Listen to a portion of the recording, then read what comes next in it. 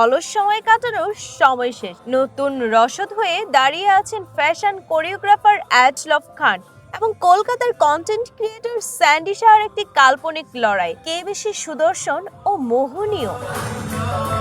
সম্প্রতি একটি রিয়েলিটি শোর মঞ্চে অ্যাজলভ খানের নাচের পারফরম্যান্স এবং তার আলোচিত সংলাপ আমি আমাকে ঠিক যেভাবে দেখতে চেয়েছি কেন্দ্র করে নিজেকে আত্মবিশ্বাসী ও সুদর্শন দাবি করা অ্যাজলভ খানের এই বিশেষ দৃশ্যটি ভাইরাল হতে যুক্ত হয় নানা হাস্যকর কমেন্ট। স্যান্ডি শাহ অ্যাজলভ খানের সেই আত্মবিশ্বাসী ভাবমূর্তিকে উপজীব্য করে একটি ফানি কন্টেন্ট প্রকাশ করেছেন। সেখানে স্যান্ডি শাহকে দেখা যায় মেকআপ ও ড্রামার প্রতিযোগিতায় তিনি অ্যাজলভ খানের থেকে বহু গুণ এগিয়ে।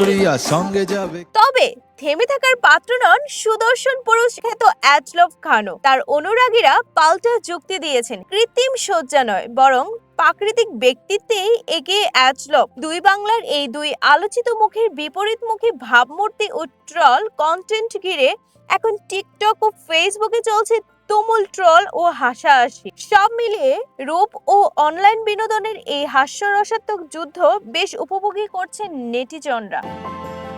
বিথিরানী মণ্ডল, প্রাইম টিভি, ডেস্ক রিপোর্ট।